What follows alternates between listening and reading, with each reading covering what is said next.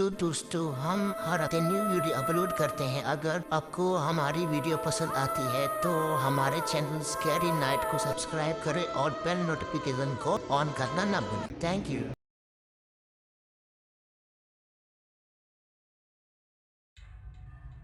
England एक ऐसी country है जो अपनी ब्यूटी और एलिगेंस के लिए बहुत फेमस है, पर इस ब्यूटी में कई ऐसे काले राज भी छुपे हैं जिससे आज तक कई लोग अनजान हैं। इंग्लैंड के यॉर्क शहर में डेव वेल्थम अपनी वाइफ सोफिया और 9 साल की अपनी भांजी लूसी के साथ रहता था।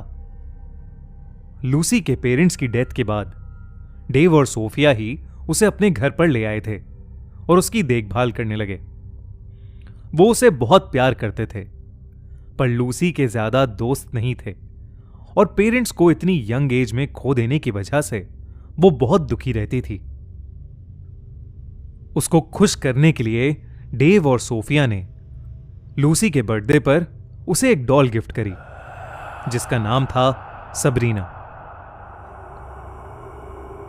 उसे सबरीना पसंद तो आई, पर वो अभी भी अपने पेरेंट्स को बहुत मिस कर रही थी। बर्थडे पार्टी में आए हुए लूसी के एक फ्रेंड डोनाल्ड को उसकी सैडनेस का रीजन पता था और इसलिए वो लूसी के बर्थडे गिफ्ट के लिए एक ओइजा बोर्ड लाया था। उसने लूसी को बताया कि उस बोर्ड की मदद से वो अपने पेरेंट्स को भी बुला सकती है। पार्टी खत्म होने के बाद रात में अपने कमरे में छिपकर लूसी ओइजा बोर्ड की हेल्प से अपने पेरेंट्स को बार बार बुलाने लगी, पर काफी देर तक कुछ नहीं हुआ। लेकिन कुछ देर बाद उसे ऐसा लगा कि जैसे कोई उसका नाम पुकार रहा हो। उसने मुड़कर देखा तो वहां उसकी मां खड़ी थी। छोटी सी लूसी बहुत ज्यादा खुश हो गई। उसने अपनी मां को सबरीना डॉल से मिलवाया और उनसे बात करने लगी।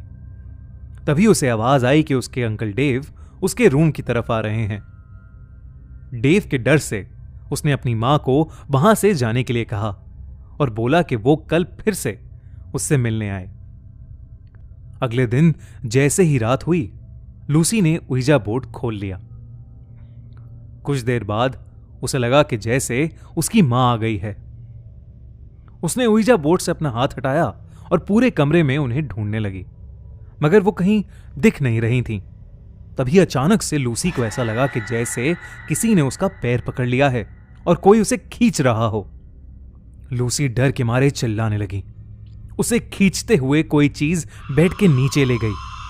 लूसी ने देखा तो वहां उसकी मां थी, पर उनका चेहरा धीरे धीरे एक डेविल के चेहरे में बदल गया।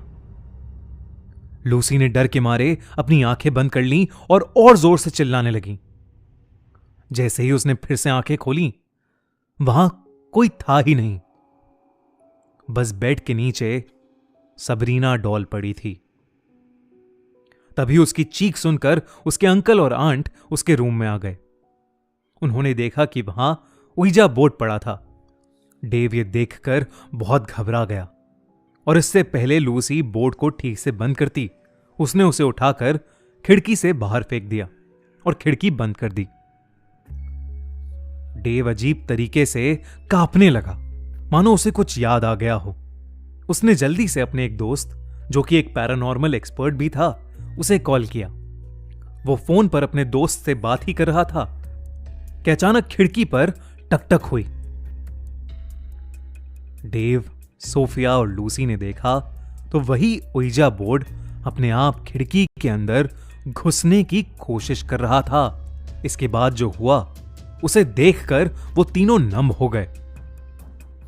सबरीना अपने आप खिड़की की तरफ पहुंच गई और तभी वो ओइजा बोर्ड खिड़की से नीचे गिर गया। इसके बाद सबरीना ने अपनी गर्दन विंडो की तरफ से डेव की तरफ घुमाई और जोर जोर से हंसने लगी।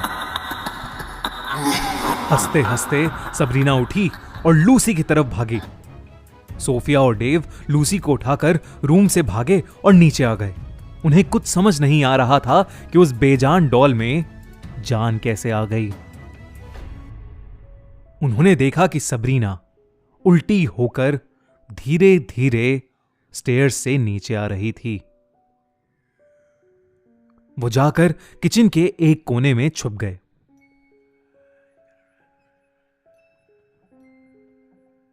सबरीना उन्हें ढूंढते ढूंढते वहां तक आ गई। उसने अपने हाथ में किचन की स्लैब पर रखा चाकू ले लिया और उन तीनों को ढूंढने लगी। तब तक वहां डेव का दोस्त यानी वो पैरानॉर्मल एक्सपर्ट पहुंच चुका था। उसने कुछ चांट किया और तभी वो डॉल अचानक से रुक गई और नीचे गिर गई। डेव डॉल की तरफ धीरे धीरे बढ़ने लगा, लेकिन तभी अचानक लूसी जोर से चिल्ला उठी। सोफिया ने लूसी को गले से पकड़ रखा था। उस डेविल ने सबरीना से निकलकर सोफिया को पोजेस कर लिया था।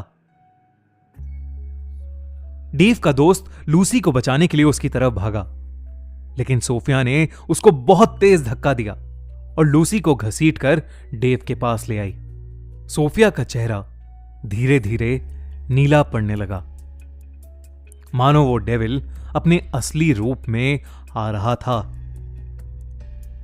वो आत्मा लूसी का गला दबाते हुए डेव को देखकर बहुत जोर जोर से हंसने लगी। उसकी डरावनी हंसी पूरे घर में गूंज रही थी। डेव इतना घबरा गया था कि उसका रोना छूट गया।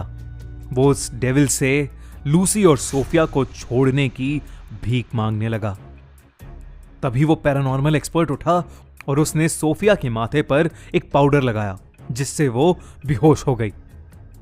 उस आदमी ने एक रिचुअल परफॉर्म किया और उस डॉल को उठाकर वहां से ले गया।